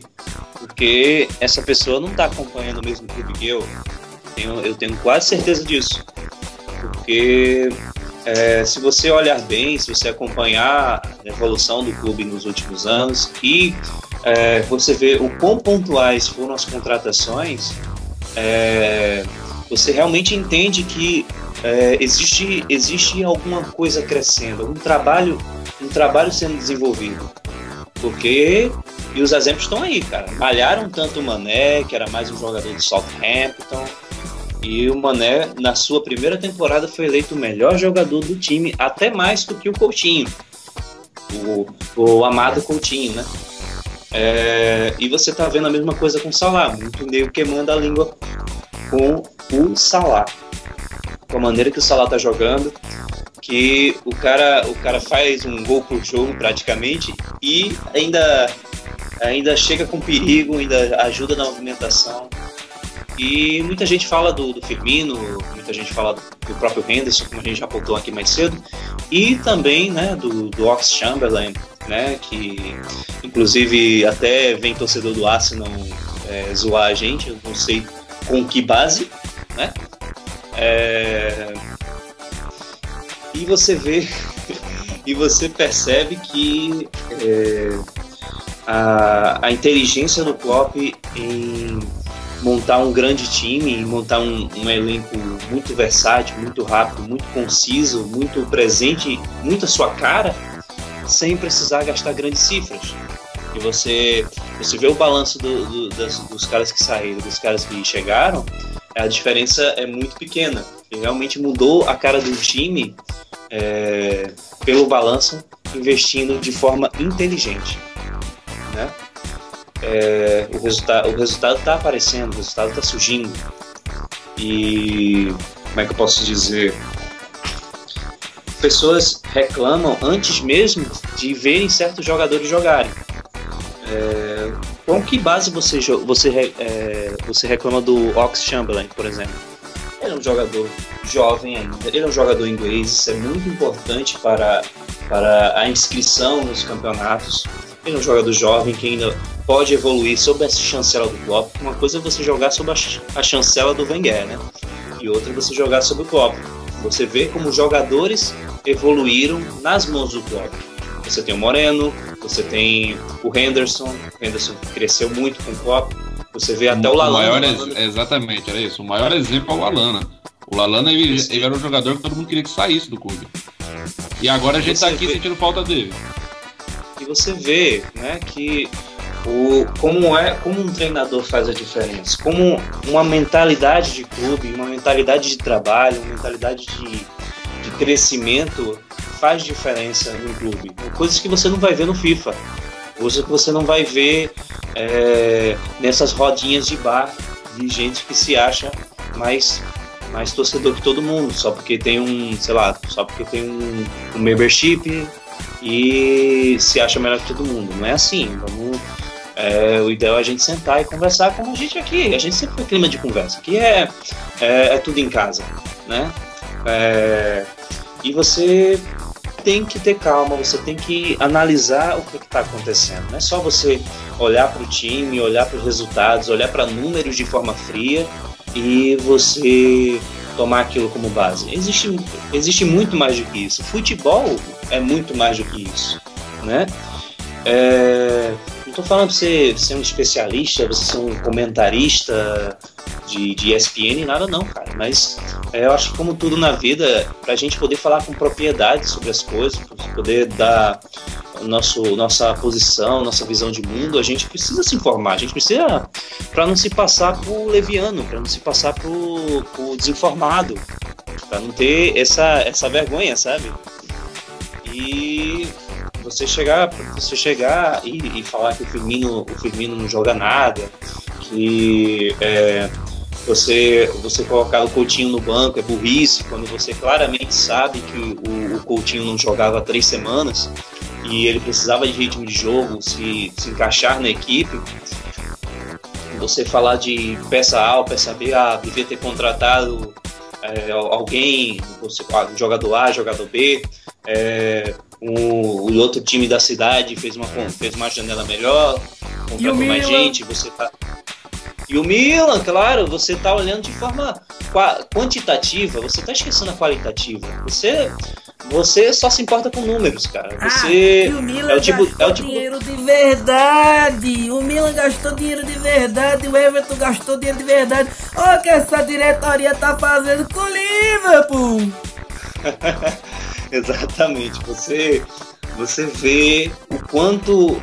E o cara que foi raso acabou passando vergonha nesse caso. Eu aposto que o cara nem se manifestou, né? As pessoas que proclamaram isso estão bem quietinhas no momento.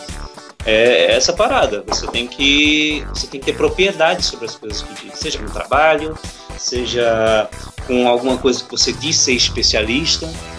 E se você quer dar uma opinião sobre o clube, você quer dar uma opinião sobre a diretoria do clube, você tem que ter uma certa propriedade para falar.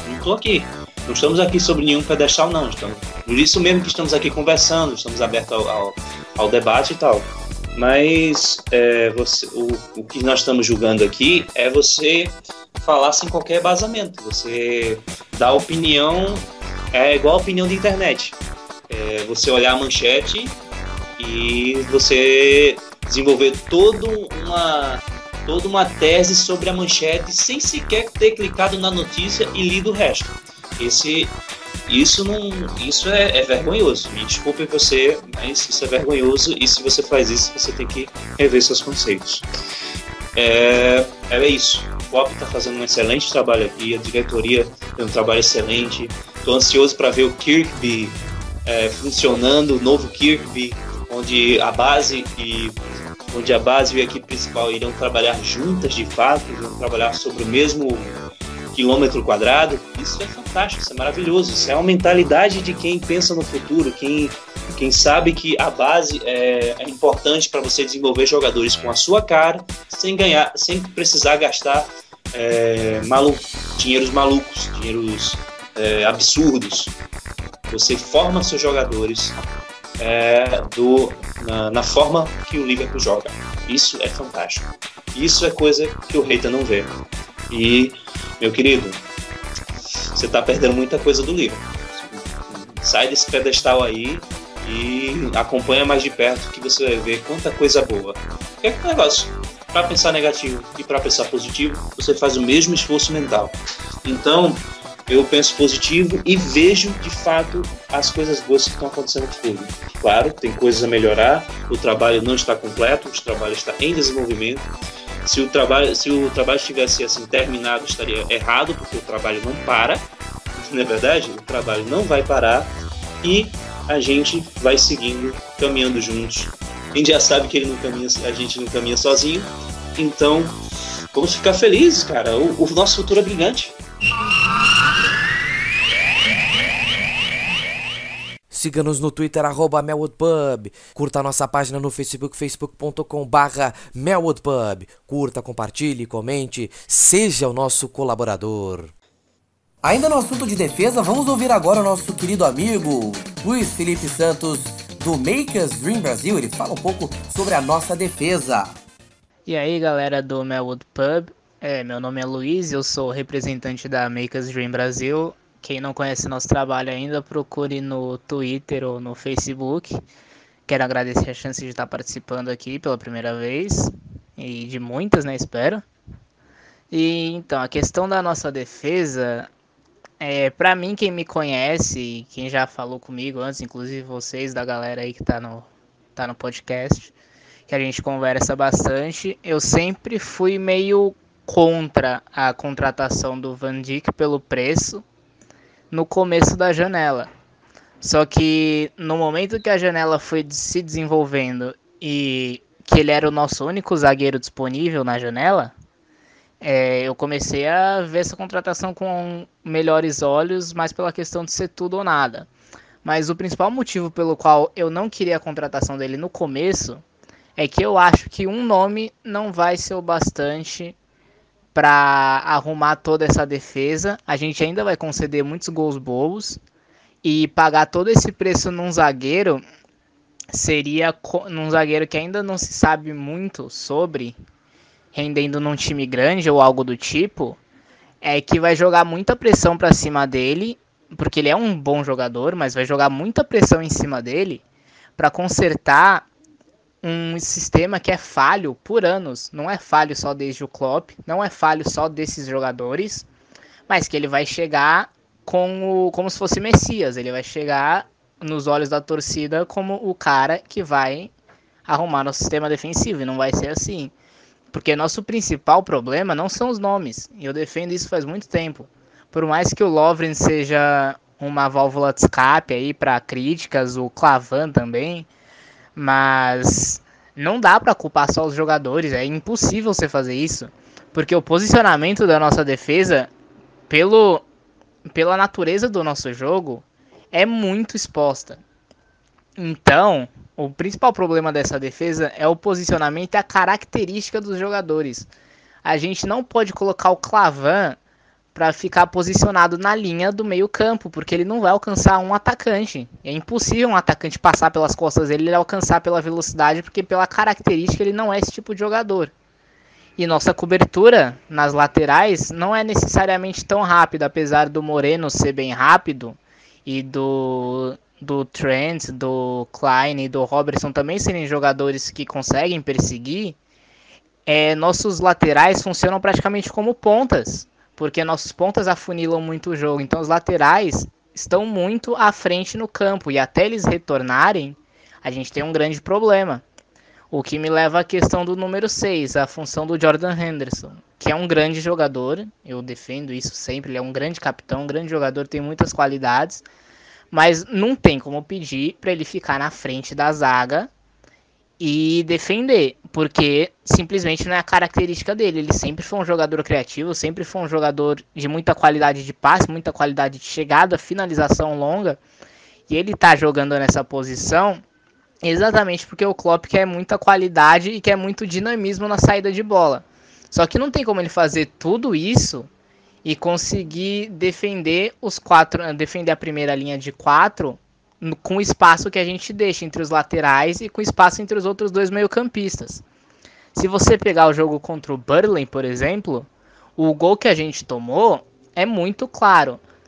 A partir do momento que o Burnley consegue chegar no campo de ataque, a gente tem a nossa linha de 4 postada, praticamente dentro da área, e os meio-campistas estão chegando. Só que nesse espaço do meio-campista chegar, você tem um buraco entre a defesa e o meio-campo. E é nesse buraco que o jogador, se não me engano é o Arfield, que penetra e faz o gol. Nosso principal problema não é defender no básico, porque se você prestar atenção, a gente lida bem com as primeiras bolas. As primeiras bolas que vão para a primeira linha de defesa são lidadas com um certo êxito.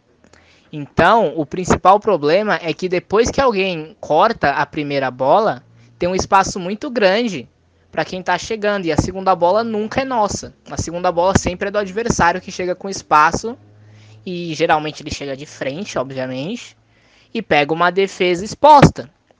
Então, o principal problema nisso tudo é o posicionamento dos laterais, o posicionamento dos meio-campistas e o posicionamento da defesa. Só que a questão é, se você começar a recuar muito essa linha, o nosso jogo ofensivo também vai cair. Então é um risco que a gente tem a se correr. O único jeito que eu vejo, por hora, do Klopp conseguir arrumar isso com o pessoal que tem, ou com a volta do Klein, ele joga com um lateral mais preso e só desce um. Com isso, por exemplo, ele pode inverter os pontos. O Mané jogava na direita, então ele pode jogar ou com o Klein ou com o Joe Gomes, pedir para eles ficarem, formar uma linha de 3 e deixar o Moreno ou o Robertson descendo.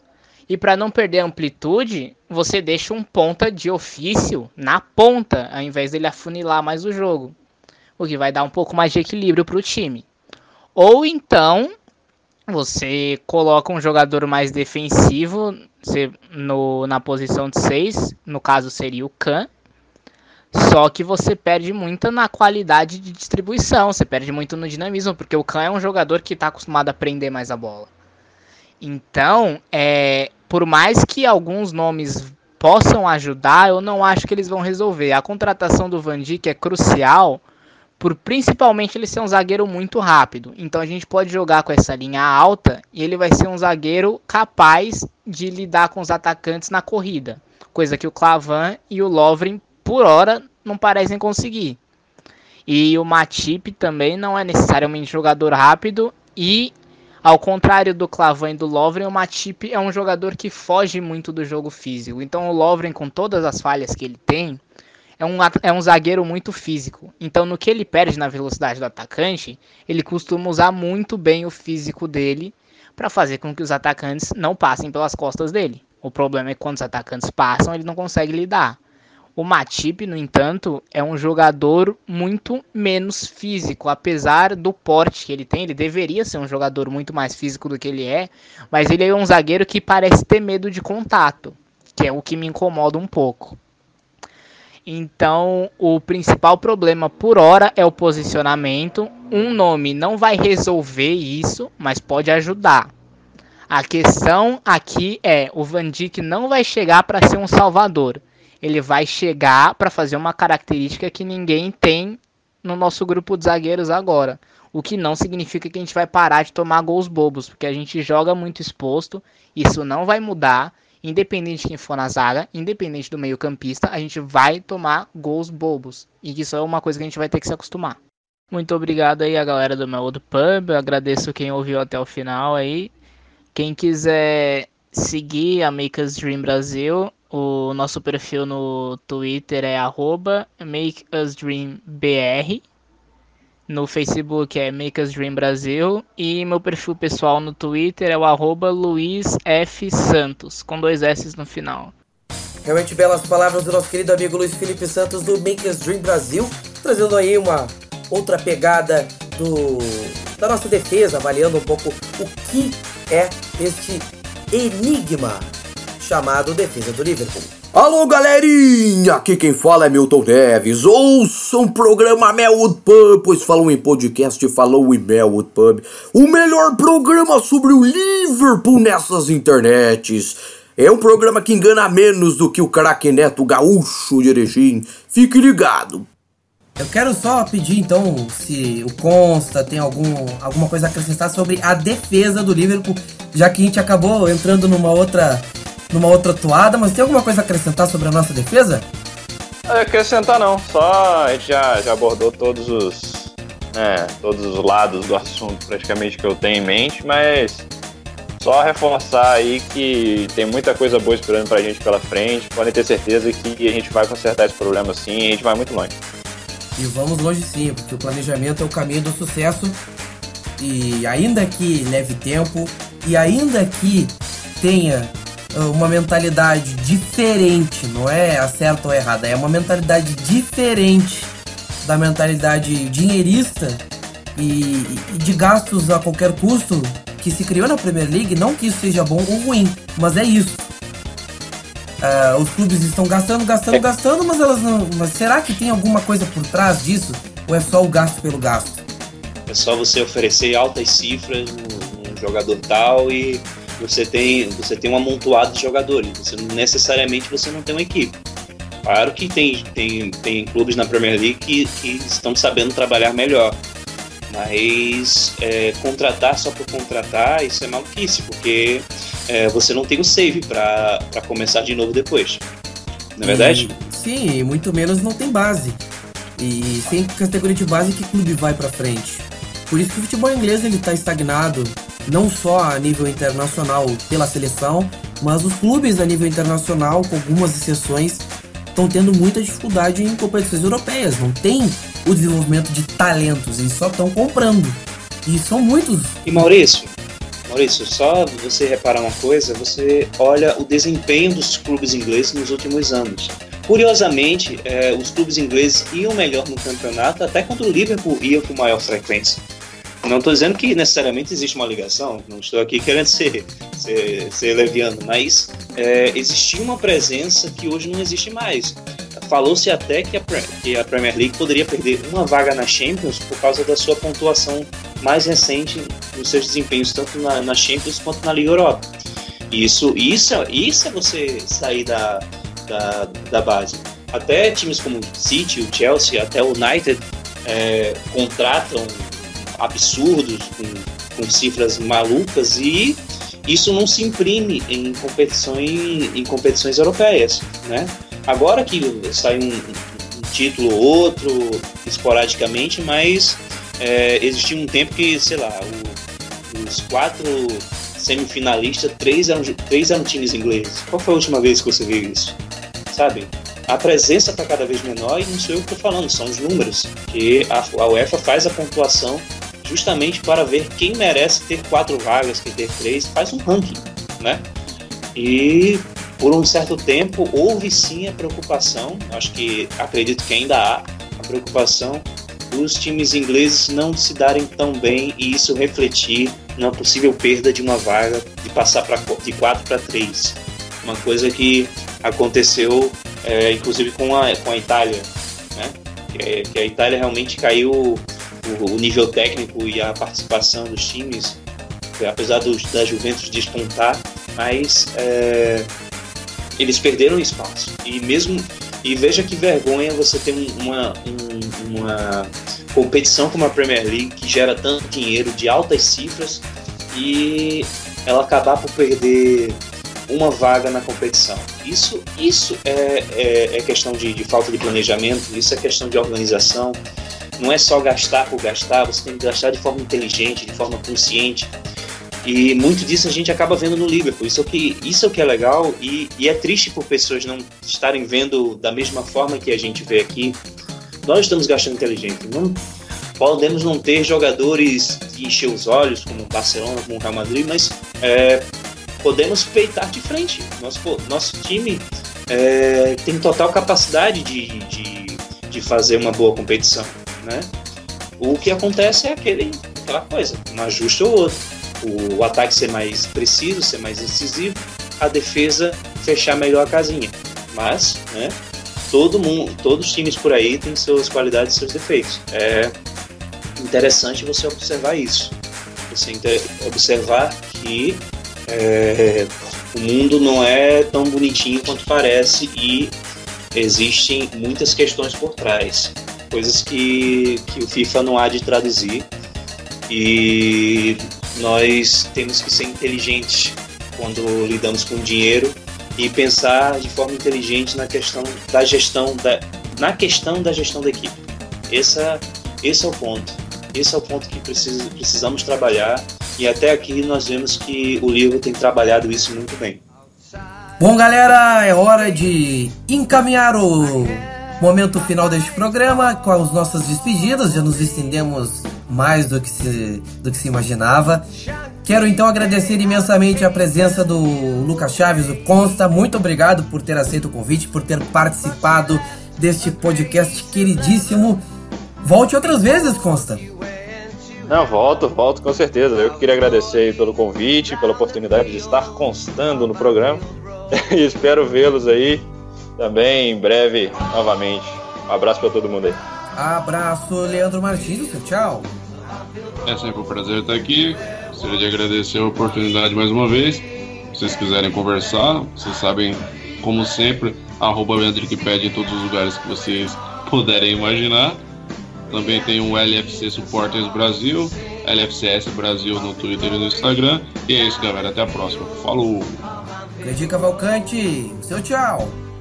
É sempre uma satisfação estar aqui falando de coisa boa, falando de Liverpool, não de TechPix. Vou deixar aqui meu Twitter, minhas redes sociais pessoais, @Cledir Cavalcante, CLEDY. Você me encontra também em toda parte dessa forma. Sigam também as redes sociais oficiais do clube no país. É o clube falando com você, no seu idioma. Vamos trocar umas ideias lá também. E é isso. Forte abraço. Me segue que você não se perde. Gostaria de agradecer imensamente a todos que interagiram com o Mel do Pub nos últimos dias. Um abraço especial aí ao Clebão, ao Vitor Beguini, também um abraço ao Jean Bastardes, abraço ao Rafael Otávio. E também um abraço a todos vocês que nos seguem no Twitter. Chegamos à marca de 800 seguidores na melhor rede social do mundo, rumo aos 1000. Você segue o Melwood Pub no @MelwoodPub. Durante os jogos da Premier League você interage conosco na hashtag PL no MPub. Nos jogos de Champions League você interage conosco na hashtag UCL no MPub. Você então não se perde na hora das partidas do Liverpool. facebook.com/MelwoodPub, @MelwoodPub no Twitter. E aqui fica aquele agradecimento pela sua audiência, youtube.com/MauricioColaMP. Este é o canal do Melwood Pub. Procure lá por Melwood Pub também no YouTube, que você não se perde. E a gente se encontra na próxima. Aquele abraço e tchau! Praticamente tchau e praticamente até a próxima.